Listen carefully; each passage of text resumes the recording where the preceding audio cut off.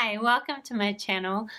Today's video is kind of going to be a double up. So I'm a member of the Top 5 Wednesday group on Goodreads, where you get a weekly prompt for top 5 books, and then also the monthly recommendations group. I'll link both those groups down below, and monthly recommendations you get a prompt to talk about your top books in that group. And then both these groups this month or this week had the prompt for books you were thankful for. And to be honest, at first I was like, oh, that's weird that they've both come up with the same thing. That's weird. But then I remembered that, and it took me quite a while to make the connection, but I remembered that Americans have that Thanksgiving thing around this time of year, and so that must be why the similar topic. Anyway, I thought I'd just make one video because really don't need to make that many videos. No we don't. So number 5 that I was gonna go for is Dawn on the Coast, book number 23 of the Babysitter's Club. And I'm being a bit specific about this because this is, for starters, the first Babysitter's Club book that I got, and the Babysitter's Club series was quite massive for me. I learned a lot from the Babysitter's Club girls. It also started me reading. I don't know if I would have got into reading if I hadn't had these books where I wanted to collect the whole series and read the whole lot.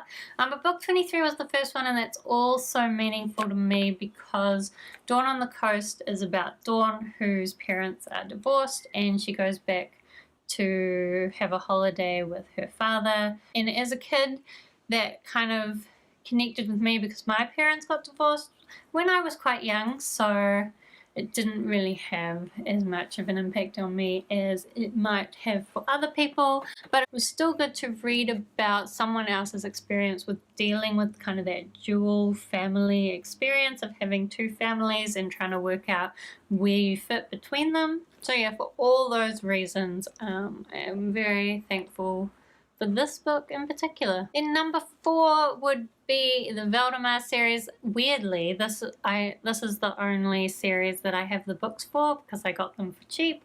Most of the Valdemar books I read through the library. I probably would like to have copies of some of the series at some point. This one I'm actually planning to get rid of because I didn't enjoy this series as much. Valdemar is basically like a whole bunch of mostly trilogies, although a bunch of the trilogies also fit together into telling kind of like a bigger storyline. Valdemar is like a country where they have these companions, which are basically like god beasts that magical powers, but they're also just horses.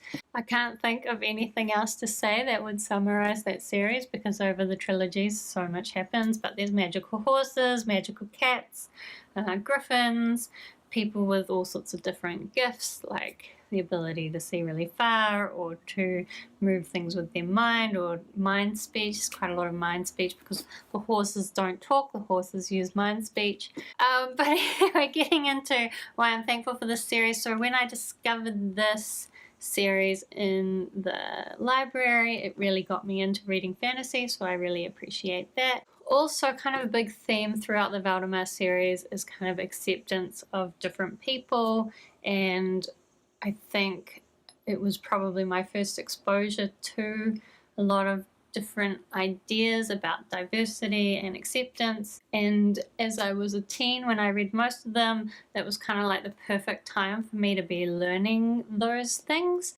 So even though the Valdemar series isn't perfect and some of the later books are a bit waffly and pointless, I still am very thankful for the world of Valdemar and what the books did for me. So number 3, I don't have either, and that's because of the reason that I'm thankful for them, which is slightly different.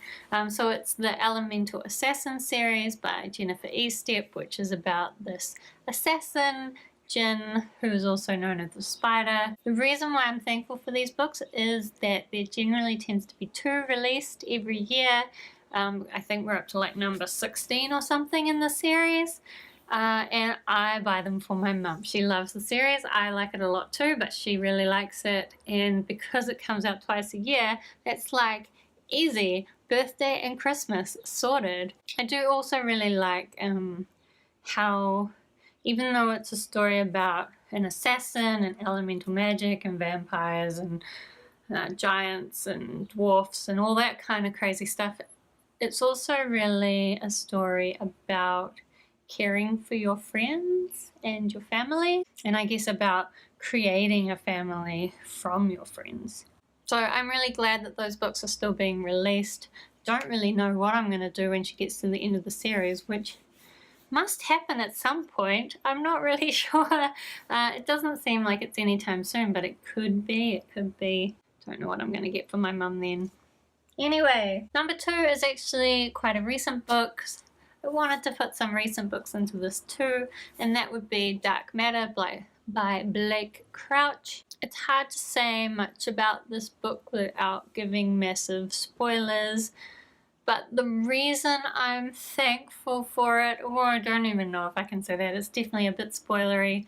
It includes some ideas kind of about what your choices in life mean and about all the infinite possibilities that are out there and how you are the result of all the choices you've made, and that the chances of being the you that you are right now are infinitely small, and so that almost makes it where you are now is more valuable, but it also means that it's all up to chance and that there is no real fate. I'm explaining this really badly, and most of that's because I can't talk about spoilers. But anyway, I guess the stuff about understanding what our lives mean, I really enjoyed in that book. And I think that reading it at the exact time I did, it was kind of just the right time to give me those feelings. So I'm thankful that I read it at the time that I read it. So then the number 1 book that I'm thankful for would have to be the Kate Daniels series by Ilona Andrews. I guess at its core it's mainly because I really like Kate Daniels and her peer group almost inspire me to try to be a better person, because Kate's always trying to do what's right, even though maybe doesn't always get things right. I also just really love these books and how they include all sorts of different mythology from different parts of the world. I know Ilona Andrews does a lot of research when she's writing the books, and really it's just my favorite book series. So I'm thankful that it exists so that I get to enjoy it. So that's my top 5 books that I'm thankful for. I think the primary ones from those that I would recommend would be Dark Matter if you haven't read it, and also the Kate Daniels series. I'd love to know what other books you're thankful for. Thanks for watching. See you next time.